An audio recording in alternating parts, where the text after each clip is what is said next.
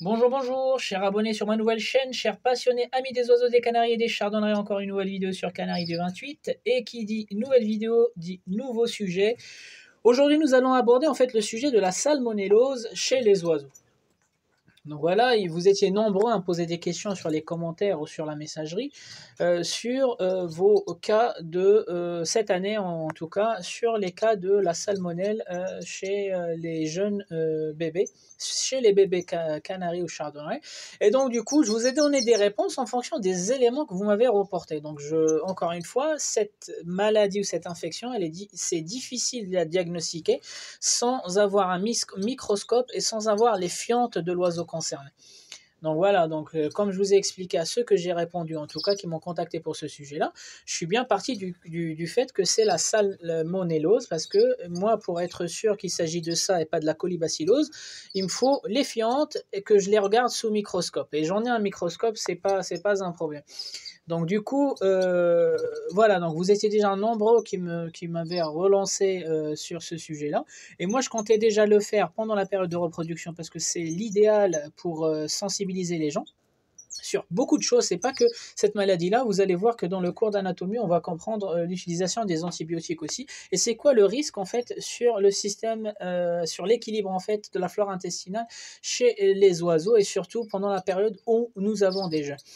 Donc du coup, juste avant, vous avez compris le déroulement, comme d'habitude, à chaque fois qu'on a attaqué une pathologie, une définition, elle peut être scientifique, elle peut être littéraire, un cours d'anatomie pour comprendre ce qui se passe exactement dans les organes et comment procède la maladie, la bactérie ou le parasite, les causes, les symptômes, le diagnostic et les solutions. Toujours une solution pour la prévention, une solution pour la correction. Donc je reviens sur le nom de la chaîne Canaries du 28, encore une fois. Donc une chaîne toute jeune qui date d'il y a 6 mois. Donc les premières vidéos de cette chaîne-là datent du janvier. On est à mi-mai et on n'est pas loin de 900 abonnés. Donc ça fait vraiment plaisir. Ça fait vraiment plaisir. Et donc du coup, j'en profite de l'occasion pour remercier des gens qui sont anonymes.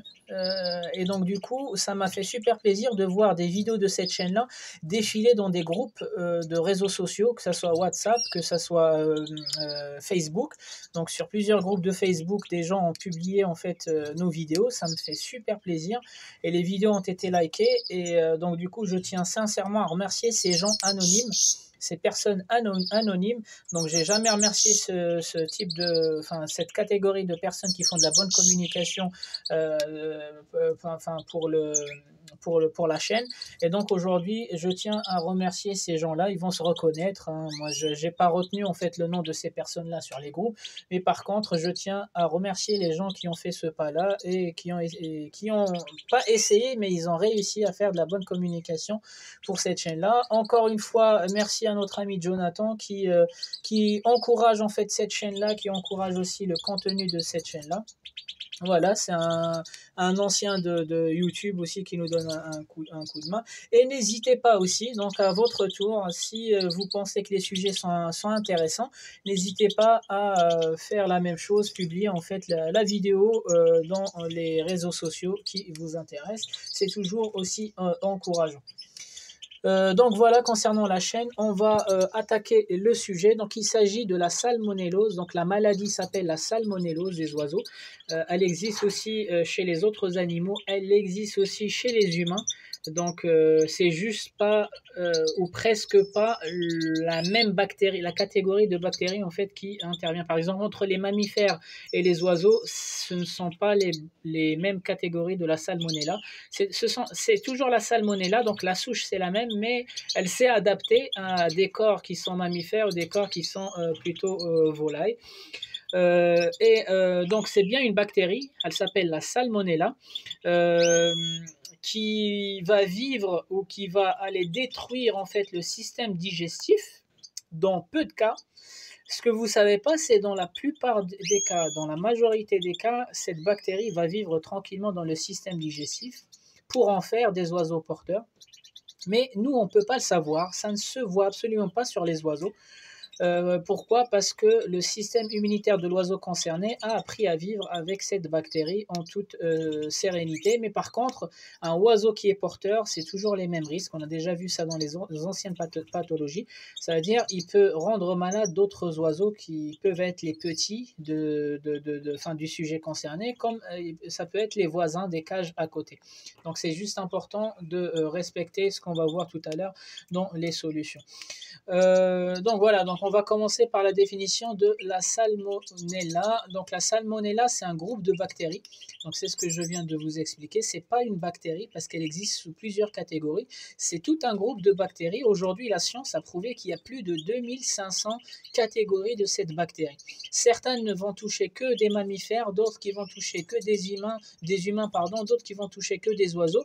Mais il y a toujours des bactéries ou des catégories qui sont communes.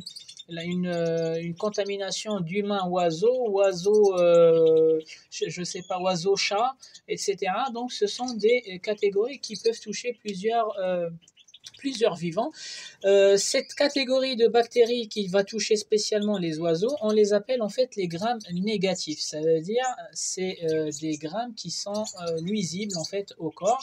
Mais ça ne veut pas dire que dès qu'il y a ces grammes négatifs dans le corps, l'oiseau il tombe malade. On va comprendre qu'il y a des porteurs, il y a des oiseaux qui sont porteurs de cette bactérie-là, mais qui vivent normalement, et d'autres qui vont tomber malades. Pourquoi? Parce que ça déclenche chez eux une infection. Donc juste retenez que la salmonella est un groupe de bactéries, plusieurs catégories. Ils sont classés comme étant des grammes négatifs, et je vais vous expliquer ce que c'est les grammes négatifs et les grammes positifs, même si je pense qu'on l'avait déjà vu avant. Et cette bactérie, elle existe chez des oiseaux qu'on appelle porteurs, mais elle existe avec un nombre 100 fois plus supérieur que les oiseaux qui tombent malades, en fait. C'est ça le message que je souhaite passer, c'est qu'il y a 100 fois plus d'oiseaux qui sont porteurs de cette bactérie que les oiseaux qui sont vraiment malades et sur lesquels les éleveurs ils vont se pencher pour les guérir, etc. Donc des fois, le fait de guérir en fait un oiseau qui est malade, ça ne veut pas dire que vous avez trouvé l'origine. Ça veut dire qu'il faut trouver le porteur ou les porteurs pour pouvoir les isoler, les mettre dans un coin, les traiter et les remettre en fait dans votre batterie principale ou votre pièce principale. Donc c'est un groupe de bactéries grammes négatifs. Elle peut toucher des oiseaux qu'on appelle porteurs, c'est-à-dire ils ont un système immunitaire qui est solide et il a appris à vivre avec cette bactérie-là. Et comme elle peut toucher en fait des oiseaux, les rendre malades, ça veut dire système immunitaire il était déjà affaibli et ça déclenchait chez eux des infections dans le système digestif qui va faire encore plus affaiblir ces oiseaux-là et peut-être conduire à leur mort si on n'intervient pas. Donc du coup, cette bactérie, elle peut tuer des oiseaux. Oui, malheureusement, il n'y a pas que des bonnes nouvelles. Les oiseaux qu'elle peut tuer, ce sont les oiseaux qui sont faibles. Ça veut dire ils ont déjà été traités plusieurs fois avec des antibiotiques par rapport aux antécédents et leur système immunitaire, il est affaibli, donc ils sont faibles. Les oiseaux qui sont vieux, leur système immunitaire, il s'affaiblit, leur corps, il s'affaiblit systématiquement. Et les bébés, ça veut dire leur système immunitaire, il n'est pas encore mature. Et ils attrapent ou ils contractent cette bactérie qui va faire des ravages et c'est souvent le cas des éleveurs en fait qui m'ont contacté concernant la salmonelle pour sauver leur bébé. Donc je rappelle, les gens qui m'ont contacté concernant la salmonelle, je leur ai donné mon avis par rapport à ce qu'ils m'ont donné comme information et comme élément de leur côté. Je ne suis pas sur place, je n'ai pas reçu de fiente, j'ai un microscope, je ne peux confirmer qu'il s'agit de la salmonelle ou de la colibacillose que si je le regarde sous microscope. Donc voilà, les gens que j'ai répondu sur messagerie ou sur des commentaires, j'ai donné mon avis par rapport aux éléments qu'ils m'ont donné de leur côté. Donc je ne suis pas sur place, je peux me tromper, il se peut que ça ne soit pas la salmonelle mais la colibacillose, mais en tout cas, les traitements que je vous ai donnés, c'est un traitement, c'est pas par antibiotique déjà, et ça peut solutionner la salmonelle comme la colibacillose, c'est juste en fait une remise à zéro des paramètres digestifs des oiseaux. Donc, cette bactérie, elle a deux modes de contamination. Elle peut se transmettre verticalement ou horizontalement. Donc ça, vous m'avez déjà entendu parler de ces modes de contagion. En fait, verticalement, ça veut dire quoi? Ça veut dire les parents aux jeunes, les jeunes à l'éleveur, etc. Donc, par exemple, l'éleveur, il vient contaminer les parents vont contaminer les jeunes, etc. Ou horizontalement, ça veut dire moi je contamine ma femme va contaminer sa collègue, etc. Donc le couple 1 il va contaminer le couple 2, le couple 2 va contaminer le couple 3, ou le jeune de 4 nichés va contaminer le deuxième, le troisième. Voilà. Donc il y a une contamination dans l'échelle de la pyramide de haut vers le bas, du bas vers le haut, et horizontale de droite à gauche, de gauche à droite. C'est comme ça qu'on appelle en fait ce type de contamination. Donc voilà en ce qui concerne en fait la définition, sans trop rentrer dans le détail. Je veux juste vous préciser un truc, c'est que quand on a parlé de groupes de bactéries, en fait rien que concernant les oiseaux, il y a plusieurs catégories de salmonella qui va toucher plusieurs morceaux du système digestif. Ça veut dire il y a une certaine catégorie de salmonella qui va vivre que à la sortie du gésier. Pourquoi? Parce que les conditions sont favorables. Il y a une troisième catégorie qui va vivre sur ce tronçon-là, parce que l'acidité elle est un peu moindre. Et on a une autre catégorie qui va vivre ici. Donc tout le long du tube indigestif, on ne va pas trouver la même catégorie de salmonella. Ils peuvent être dispatchés en fonction des conditions. Chaque catégorie, elle aime un milieu un peu spécifique, et donc du coup, elles vont se répartir dans le système digestif en fonction des conditions, plus ou moins là où elles se plaisent. Donc on va commencer par la partie anatomie. Donc pour la partie anatomie, comme d'habitude, je vous ai fait un petit dessin en fait qui va représenter uniquement les organes qui vont m'intéresser pour l'étude de cette pathologie. Et donc du coup, j'ai commencé par le jabot. Donc le jabot, c'est un réservoir. Je rappelle pour ceux qui connaissent pas en fait nos vidéos, le jabot c'est un simple réservoir de nourriture. Et en même temps, il y a une petite salive qui est là-dedans, qui va traiter un peu chimiquement en fait la nourriture ou les boissons qui rentrent là-dedans. La proventricule, donc c'est l'estomac chimique. Il y a beaucoup de traitements chimiques qui vont se faire au niveau de la proventricule. Et on l'avait déjà vu dans les détails dans l'étude de la Megabacteria, ce qui se passait dans la proventricule. Donc c'est un estomac chimique, et le gésier qui est l'estomac mécanique qui va broyer en fait tout le reste. Et on va voir aussi dans cette vidéo ce qui se passe au niveau du gésier. Après, vous avez tout le tube intestinal, sans trop rentrer dans le détail, les tronçons, etc.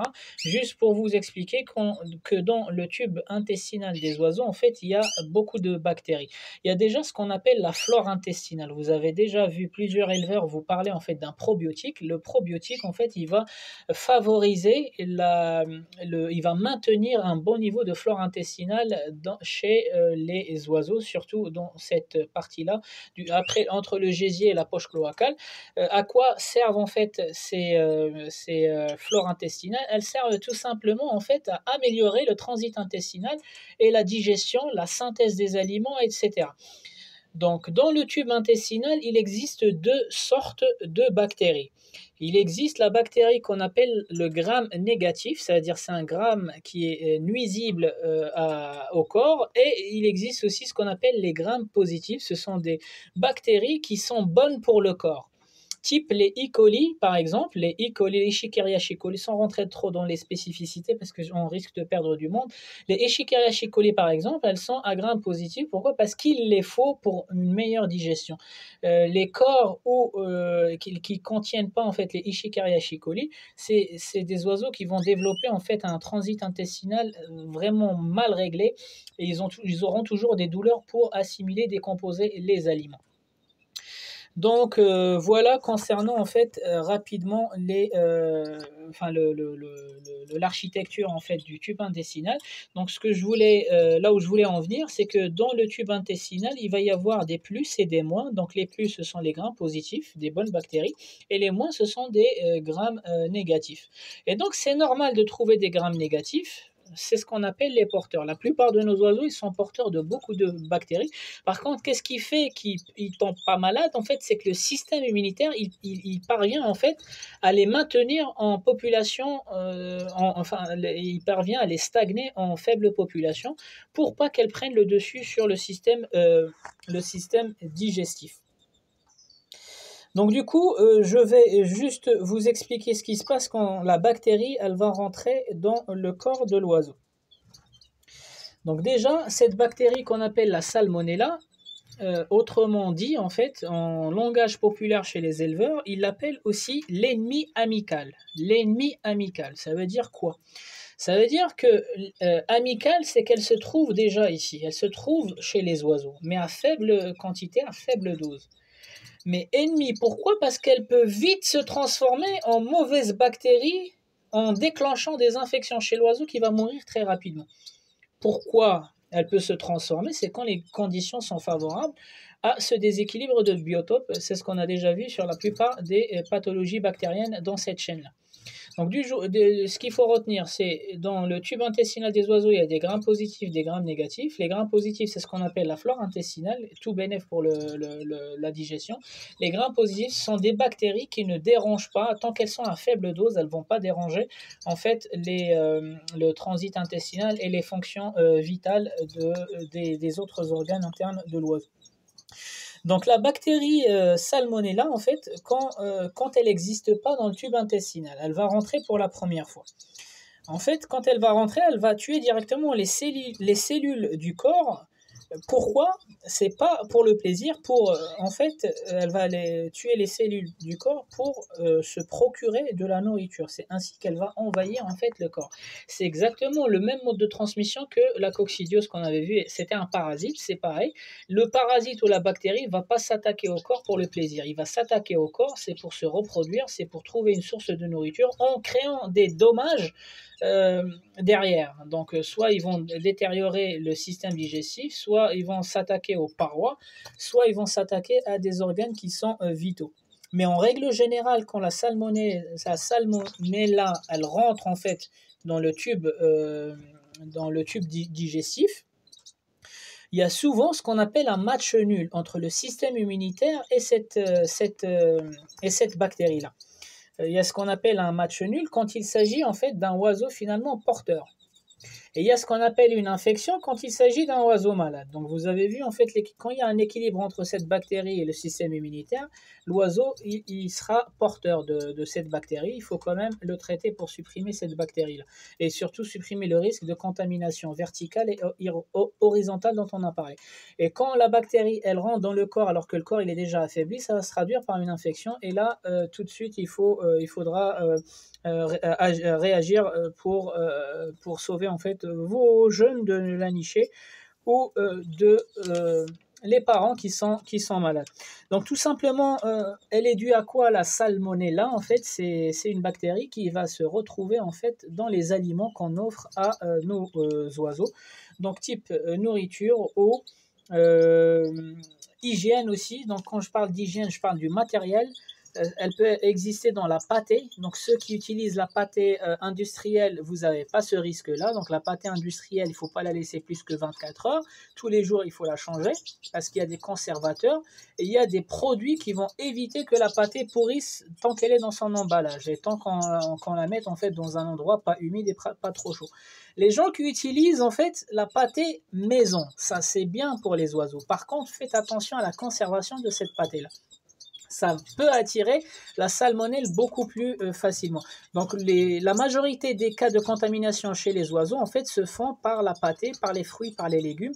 C'est rare où c'est les graines, sauf s'il y a de la fiente d'un oiseau malade sur les graines. C'est beaucoup par eau, donc via l'eau, cette bactérie elle va se déplacer dans l'eau, l'abreuvoir, et surtout la pâtée, tout ce qui est frais, tout ce qui est aliments frais et fruits, légumes, etc. Donc du coup, ces bactéries, elles ont vécu avec le temps, elles ont appris à contourner en fait le mécanisme de défense de l'organisme des oiseaux. C'est pour ça elles vont finir par se retrouver dans le tube intestinal, elles vont continuer leur vie. Tant qu'elles ne se reproduisent pas trop pour abîmer le système digestif, le système immunitaire, il va les laisser parce qu'il y a un match nul, personne n'a gagné, donc du coup, elles vont rester dans ce système digestif. Donc ensuite, elles vont rentrer en fait dans le corps avec les graines, la pâtée, les fruits, l'eau contaminée, c'est ce qu'on vient de voir, et elles vont survivre à la salive du jabot. Donc quand elles vont pénétrer en fait dans le bec, elles vont finir dans le jabot, et on avait vu que dans le jabot il y avait une salive qui va traiter des aliments. Donc elles vont déjà survivre à la salive de ce jabot-là. et aux agents chimiques tueurs de la bactérie au niveau de la proventricule. Donc l'estomac chimique qui est la proventricule, on avait vu qu'il y a beaucoup de traitements chimiques qui sont là. Donc cette bactérie, non seulement elle a survécu à la salive du jabot, mais elle va aussi survivre en fait à tous les agents chimiques que produit la proventricule. Et une fois qu'elle arrive en fait dans le gésier, qu'est-ce qui va se passer? En fait, elle va subir un bain d'acide bouillonnant. En fait, le gésier, je rappelle, c'est l'estomac mécanique qui va broyer en fait l'ensemble des aliments. Mais pour que l'opération du broyage soit optimiste, en fait, il y a forcément des acides qui vont rentrer là-dedans et les acides qui rentrent en fait en température très élevée. Donc ensuite, ce qui va nous intéresser, c'est surtout cette partie-là. Donc tout ce qu'on a vu ici, on avait déjà vu avant, c'est surtout à la sortie du gésier dans le tube intestinal qui va nous intéresser pour l'étude de cette pathologie. Donc une fois qu'elle rentre en fait dans les intestins, elle va résister aux sels contenus dans la bile pour la décomposition des microbes en fait. Donc je vous ai expliqué dans une vidéo, je pense que c'était le foie. Le foie qui est là en fait, il va sécréter ce qu'on appelle la bile. Le foie et la vésicule biliaire, tous les deux. La bile, c'est une substance qui va aider en fait la décomposition en fait, des aliments qui sortent du gésier pour pouvoir faire la synthèse en fait, des aliments et surtout pour que chaque aliment puisse se connecter avec les endroits, en fait, les enzymes, les emplacements suivants. Et donc, du coup, ici, en fait, la bile, déjà, c'est un moyen de défense. Pourquoi? Parce que la bile aussi, c'est une substance qui a une couleur jaune. Vous avez dû voir ça dans les moutons, les gens qui travaillent en fait dans les boucheries. La vésicule biliaire, en fait, elle a une couleur jaune. En fait, elle a une couleur jaune un peu claire. En fait, c'est une sorte d'acide. On va voir tout à l'heure les aminoacides. En fait, déjà, la bile toute seule, c'est un moyen de protection contre la salmonella. Donc du coup, regardez la résistance de cette bactérie-là. Elle a survécu à la salive du jabot, elle a survécu aux agents chimiques de la proventricule, elle a survécu aux acides bouillonnants du gésier, et en plus de ça, dans les intestins, là où elle va se reproduire, elle va s'installer, elle va aussi s'habituer facilement à la bile qui est déjà assez acide. Et juste pour votre culture générale, la bile, elle est acide pour décomposer tout ce qui sort du gésier. Donc le gésier va décomposer mécaniquement les aliments et la bile va les décomposer chimiquement comme la proventricule. C'est le dernier traitement avant la synthèse. Et donc du coup, après cette bactérie, qu'est-ce qu'elle va faire? Elle va ensuite s'attaquer à certaines cellules hôtes. En fait, ce qu'on appelle hôtes, c'est sur le système digestif haut. Et ces cellules-là qui sont dans les parois, elles participent en fait au système immunitaire. C'est là en fait où il va y avoir le choc entre le système immunitaire et la bactérie. Donc dans le premier tronçon du tube intestinal à la sortie du gésier, il y a des cellules qui ne sont pas en fait présentes ailleurs, plus loin. Et ces cellules-là participent en fait au système immunitaire. Elles vont participer au renforcement du système immunitaire et c'est ce qui constitue les défenses du corps. C'est bien le système immunitaire. Et donc du coup, au cours du temps, cette bactérie a appris à combattre en fait le système immunitaire des oiseaux pour même vivre ou le traverser sans problème. Donc, tellement cette bactérie, elle s'est transmise d'un porteur à un autre, d'un porteur à un autre, d'un porteur à un autre, en fait, elle a vu beaucoup de systèmes immunitaires qui sont différents. Et donc, du coup, quand elle arrive chez ce oiseau-là, elle est déjà sensibilisée au système immunitaire. Donc, elle a une mémoire par rapport au système, par rapport en fait la souche qui vient de rentrer ici, elle a déjà contaminé plusieurs porteurs avant de rentrer ici. Donc du coup, cette souche-là, elle a une bonne mémoire de tous les systèmes immunitaires des oiseaux qu'elle a déjà contaminés avant. Donc quand elle va arriver ici, elle sera beaucoup plus forte que la contamination d'avant celui-ci. Donc juste pour vous expliquer que comme les virus, les bactéries, elles ont une bonne mémoire. Et donc, du coup, quand vous avez la bactérie pour la première fois dans votre élevage, c'est simple pour la soigner. Mais quand vous la rechopez 2 fois, 3 fois en 1 an ou 2 ans, c'est que l'antibiotique qui vous a servi pour la réduire la première fois n'est plus n'est plus en fait efficace pour le deuxième traitement, le troisième traitement. Il faut aller chez le vétérinaire parce que vous n'êtes en train que de la rendre de plus en plus résistante. Et c'est tout le principe des vaccins. Aujourd'hui, pourquoi les gens qui sont vaccinés de la grippe, ils doivent se vacciner tous les ans? C'est pas un vaccin tous les ans, c'est un rappel. Ça veut dire la grippe, elle va développer en fait une résistance au vaccin. Donc la grippe de l'année prochaine, elle sera beaucoup plus puissante et donc du coup, il faut que l'humain crée en fait un vaccin encore plus puissant. Et c'est tout aussi le principe des compléments alimentaires et des antibiotiques, les amis. Donc je m'adresse à ceux qui ont du Bytril qui date de 1 an, de 2 ans, de 3 ans. Ce n'est pas la même formule. Ce sont les mêmes composants, mais le fabricant, il change toujours le pourcentage des composants, que ce soit des compléments alimentaires ou de l'antibiotique. Même comment on appelle ça, même l'ivermectine que vous utilisez tous les ans, il ne faut pas l'acheter en grosse quantité. Achetez en petits flacons pour que l'année prochaine, vous achetez la nouvelle formule, même si on ne le dit pas assez. Les amis, quand il s'agit d'une bactérie ou d'un virus, le même antibiotique, il sera efficace qu'une seule fois. Et encore, si le virus ou la bactérie n'a pas une mémoire ça n'a pas développé une résistance. L'année prochaine, rachetez des nouveaux compléments alimentaires. Et j'ai vu une vidéo en fait d'un vétérinaire sur YouTube en fait qui parlait en fait de justement les nouvelles formules de chez Red, le produit Red. Le produit Red, pourquoi le Medox de 2019, il a une couleur différente de 2020? Tout simplement parce que ça vit. Un produit, un antibiotique, il vit. Il n'est jamais le même d'année en année. Pourquoi? Parce que la bactérie n'est jamais la même d'année en année. La bactérie, elle a goûté le premier Medox de 2019. En 2020, la bactérie, elle va revenir avec beaucoup plus de résistance. Donc, il faut que le produit Red soit aussi efficace contre les nouvelles souches. Donc, ça, c'est juste entre parenthèses. Quand vous achetez des antibiotiques, vous achetez de l'Ivomec ou l'ivermectine, ça ne sert à rien d'acheter des gros flacons que vous allez déjà mal stocker, mal conserver. Et en plus de ça, ils ne seront pas efficaces l'année suivante. Il y a toujours une reformulation en fait de la part des industriels de compléments alimentaires ou de médicaments, même le pharmaceutique c'est pareil. C'est pour ça la fièvre saisonnière ou la grippe humaine, tous les ans le vaccin il est différent parce que voilà, il faut s'adapter avec l'évolution du virus. Donc les amis, on va pas trop rester sur ça. Donc je voulais juste je vais juste revenir en fait sur la bactérie. Donc, dans un autre côté, en fait, cette bactérie, elle va affronter ce qu'on appelle les microphages. Donc, sans rentrer trop dans le détail, le microphage, en fait, ce sont les globules blancs. C'est un dérivé des globules blancs qui est les soldats en fait du corps. Et leur rôle, c'est de protéger en fait le corps de l'oiseau contre les bactéries, les parasites, les virus, etc. Et donc, du coup, ce combat entre le système immunitaire, les macrophages et la salmonelle, comme ça peut être aussi la colibacillo, les Escherichia coli aussi, c'est pareil, c'est pour ça que ce sont deux bactéries qui existent dans le système digestif. Mais par contre, si on perd le contrôle des conditions ou le biotope du système digestif, elles vont commencer à se reproduire et rendre malade l'oiseau. Et donc là, le système immunitaire, il va intervenir. Et ça finit souvent par un match nul des deux côtés.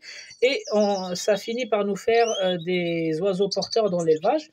Et c'est à quel moment qu'on aura des oiseaux malades? C'est quand on a des oiseaux qui sont déjà affaiblis, qui sont déjà vieux, qui sont encore bébés. Le système immunitaire, il est faible. Ça va déclencher chez eux une infection.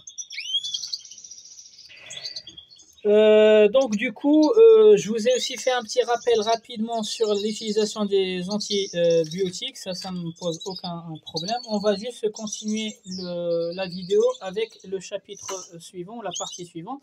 Donc le cours d'anatomie, vous avez compris. Des bactéries qui existent, il faut juste maintenir l'équilibre. Elles ont déjà franchi plusieurs barrières de protection. Donc quand elles arrivent là, il y a deux solutions. Soit match nul avec le système immunitaire et ça va nous faire des oiseaux porteurs, ou soit elle va prendre le dessus et elle va déclencher une infection chez l'oiseau faible, vieux, bébé. Et là, il faut intervenir rapidement pour soigner l'ensemble de votre élevage. Donc les causes, on a dit que c'était la nourriture, je ne vais pas revenir à la pâte. Et pour moi, il y a moins de causes via les graines, parce que la graine, en fait, elle est déjà protégée.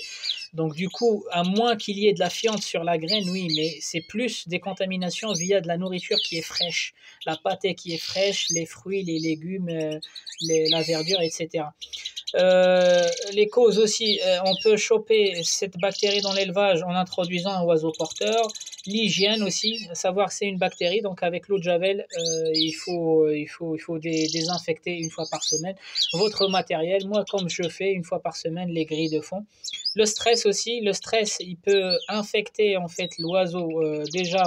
Euh, enfin, l'oiseau qui contient déjà un taux faible en salmonella. Par contre, avec le stress, en fait, le stress, son système immunitaire, il sera freiné. C'est pour ça le stress, il est responsable de beaucoup de pathologies. Pourquoi? Parce que le stress, il va freiner les fonctions élémentaires, les fonctions vitales de l'oiseau. Ça peut être la digestion, les fonctions cardiovasculaires, beaucoup de choses. Donc, le stress, il va freiner les fonctions habituelles du corps. Et les fonctions habituelles du corps, c'est quoi? Le système immunitaire, il doit défendre le corps des corps étrangers. Mais comme le système immunitaire, il est freiné, bah, cette bactérie, elle va prendre le dessus pour créer en fait une infection intestinale.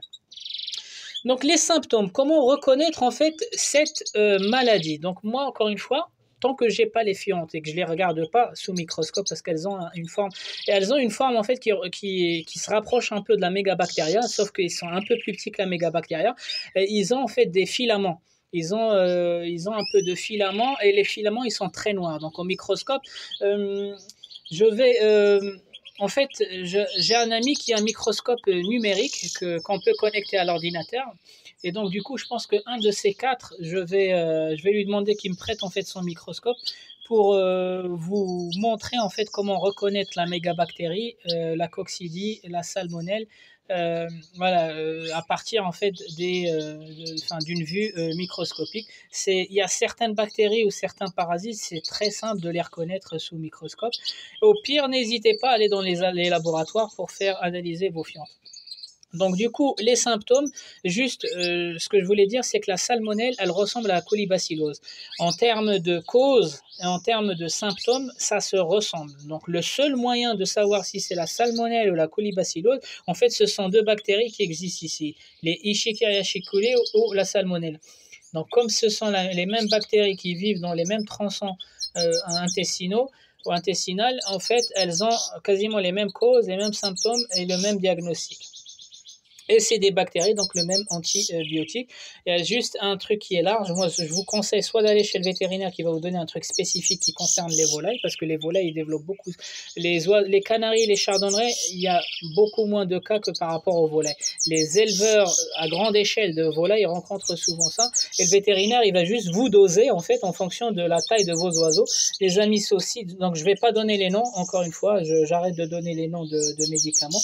Donc c'est juste un type d'antibiotiques qu'on appelle les aminocides et je vous ai déjà donné dans les anciennes vidéos, je vous ai déjà donné des produits et j'arrête de donner des produits comme ça dans les vidéos parce que ça va favoriser les gens à ne pas passer par les vétérinaires et aller acheter en fait sans diagnostic.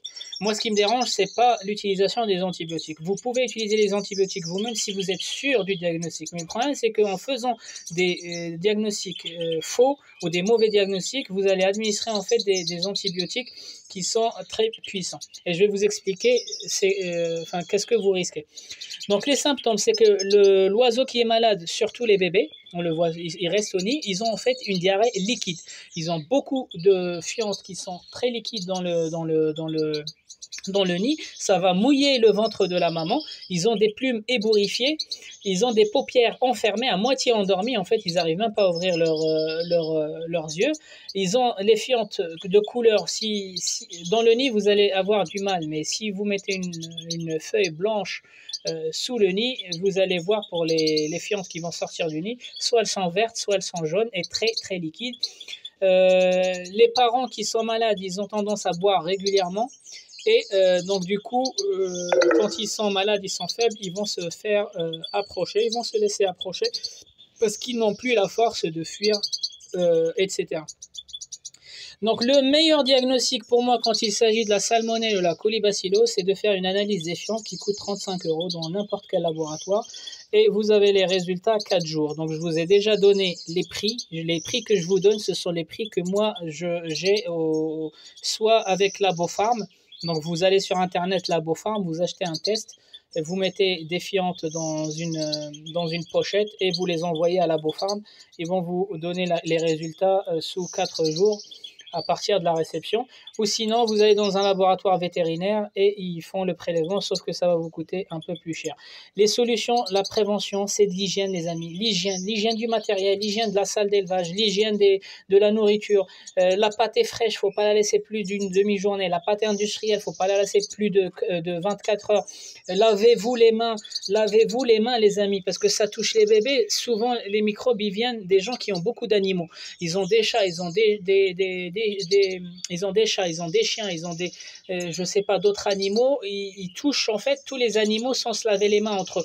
Donc ça, c'est de la transmission horizontale, les amis. Quand vous touchez un chat ou un chien qui a une catégorie de salmonella qui peut toucher les oiseaux, et sans vous laver les mains, vous venez toucher les œufs ou les jeunes pour les baguer, bah forcément vous êtes en train de déposer des bactéries dans le nid et donc du coup vous êtes en train de prendre du risque pour contaminer vos oiseaux et vice versa. Quand vous sortez de la salle d'élevage, lavez-vous les mains, c'est de la prévention.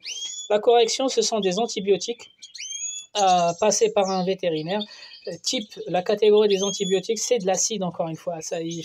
Il s'agit d'une bactérie. Ce qui est efficace contre la bactérie, c'est l'hygiène, tout d'abord. Un truc naturellement, c'est l'hygiène. C'est booster le système immunitaire. Comme on a vu, quand le système immunitaire il est au top, ça ne fait que des oiseaux porteurs. Quand le système immunitaire il est faible, ça fait des infections et ça peut conduire à la mort certaine.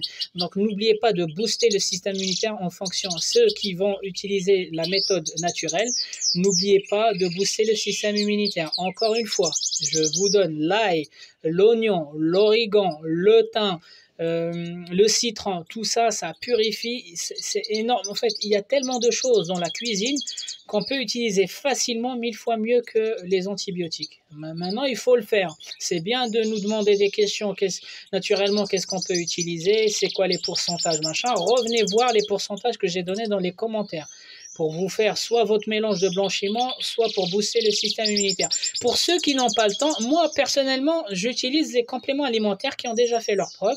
Je vous ai donné Kiko de chez Med, je vous ai aussi donné de chez Red le produit à double usage qui traite le système respiratoire et le système digestif. Donc voilà les amis, je veux juste revenir sur ce schéma-là.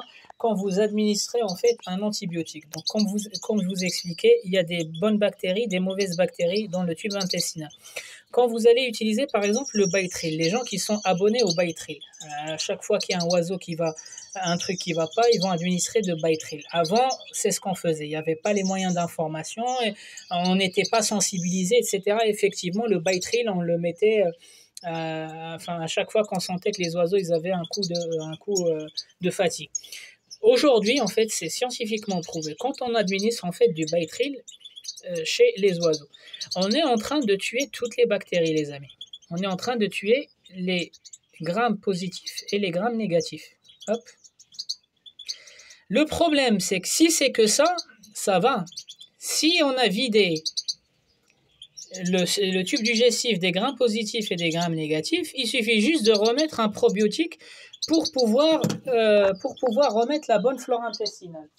Attendez, je vais aller chercher le... Ouais, je l'ai pas. Bon, je l'ai oublié à l'intérieur. Le problème, c'est quand on utilise en fait un antibiotique, c'est qu'on risque de tomber sur des grammes négatifs, mais qui sont puissants. Je vais mettre 2. Pourquoi? Parce que ce feutre-là n'est pas adapté. Donc, je répète, il y avait des grammes positifs, des grammes négatifs, des bonnes bactéries, des mauvaises bactéries. On a administré le Bactrim pour faire du bien à nos oiseaux. On a tué toutes les bactéries. Ça, si on est sûr d'avoir tout tué, il faut juste remettre du probiotique pour remettre les grammes positifs. Le problème, c'est qu'on n'est jamais sûr de ce qui reste comme bactérie là-dedans. Imaginons 2 secondes qu'il reste une bactérie puissante qui est nocive. Donc, on a tué toutes les bonnes bactéries. Il nous reste une bactérie qui est assez résistante au Bactrim et elle reste ici. Ça veut dire le temps qu'on administre un probiotique pour que les grains positifs ils vont se reproduire, ils vont se former, cette bactérie, elle a un avantage dans le tube intestinal. Elle va beaucoup plus vite se développer que les grains positifs. Et donc, du coup, le temps au lieu qu'il y ait par exemple 5% de chaque grain positif-négatif, celle-ci, le temps qu'il y ait des grains positifs, 30% de grains positifs, on a déjà 70% de grains négatifs. Et là, on vient de dééquilibrer la flore intestinale. On est en train de fabriquer une souche comment on appelle ça, une souche de bactéries négatives qui sera résistante au Bactrim et qui va aussi détruire les grains positifs que nous, on avait supprimés et on attend qu'ils se forment. Et donc, du coup, on n'aura jamais un équilibre intestinal au niveau de la flore intestinale. Pourquoi? Parce qu'on a donné de l'avantage à la bactérie qui est résistante. Et donc, du coup, cette bactérie, elle va contaminer d'autres oiseaux, elle va les achever parce que vous venez de lui administrer du Bactrim, vous n'avez fait que augmenter sa résistance au Bactrim et lui donner un avantage pour remplir le tube intestinal avec cette souche-là. Donc, le temps qu'il y ait des grains positifs, ils n'ont plus assez de place pour occuper le tube intestinal.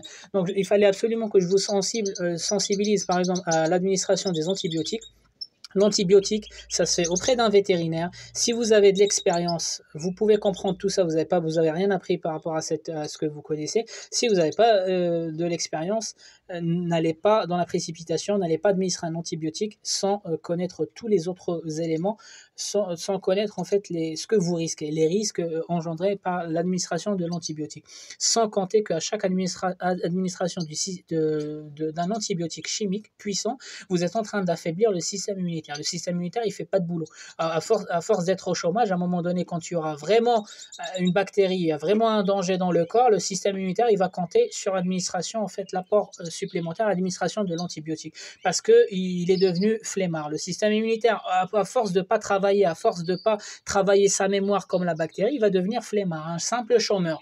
Il y a une bactérie, il ne va pas travailler ou il va travailler partiellement. Donc voilà, donc juste pour vous dire, les antibiotiques c'est bien. Avant, il n'y avait pas des modes de communication, il n'y avait pas toute la sensibilisation, les campagnes de sensibilisation dans les clubs techniques, dans les associations et dans les conférences. Je vous invite à vous inscrire maintenant avec le Covid. Il y a beaucoup de conférences qui se font directement par Internet, donc en Italie, en Belgique, en France. La semaine dernière, il y a eu un docteur qui nous a fait une prestation à distance et coûteux, docteur coûteux. Donc on avait parlé de quoi? On avait parlé de la lumière et d'ailleurs je vous ferai un résumé sur la lumière, l'utilisation de la lumière artificielle. Les amis, on a débordé largement. Il n'y aura pas de suivi cette semaine. Mes oiseaux, ils sont eux repos. J'ai mis le repos, donc j'ai changé. Donc voilà, il n'y a pas de nouveaux événements. Donc voilà, hormis que celle qui a été déchiquetée par les autres, maintenant elle va mieux. Donc comme je vous ai donné, la méthode c'est enlever le sang, désinfecter et sécher au séchoir. Donc je leur ai mis le bain. C'est pareil, donc les panachés, j'en ai perdu un panaché ici, donc il était coincé dans la grille, comme elle bouge ici au fond, il était coincé là-bas. Donc les panachés, il me reste 2. J'ai perdu aussi un frère, le frère tête blanche, donc le chardonneret tête blanche, je l'ai perdu.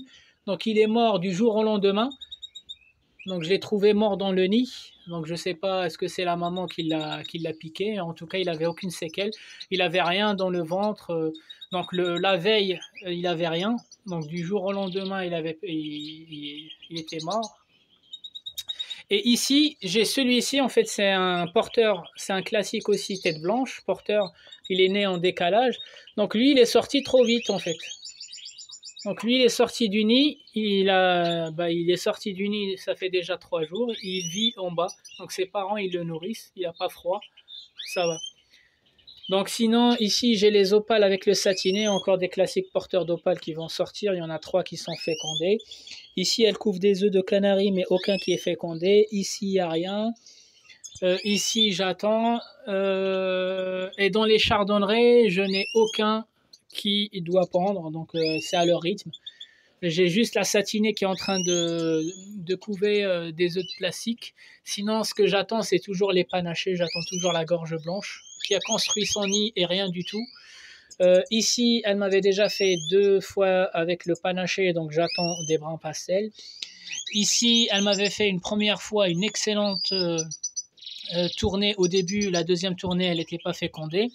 Ici, il ne se passe rien. J'espère avec la montée de température, on va finir par avoir ne serait-ce qu'une tournée. Et en haut, il ne se passe rien aussi pour l'instant. Et ici, ils vont bien, ils ont pris leur bain. Donc là, c'est un panaché fasciato. Il sera humo. Ça, c'est un gorge blanche. Derrière aussi, c'est un gorge blanche. Vous commencez à voir les gorges blanches et les fasciato. Donc vous voyez que le masque ne descend jamais en dessous. Ici, c'est pas un gorge blanche. Voilà, donc pour l'instant, déjà, j'ai repéré un fasciato, un panaché fasciato, 2 gorges blanches et l'autre, j'attends encore. Donc plus ces deux-là, plus le porteur d'opale ici, le porteur d'opale là-bas. Donc voilà les amis, c'était Canari du 28. Je vous souhaite un excellent vendredi et je vous dis ciao ciao.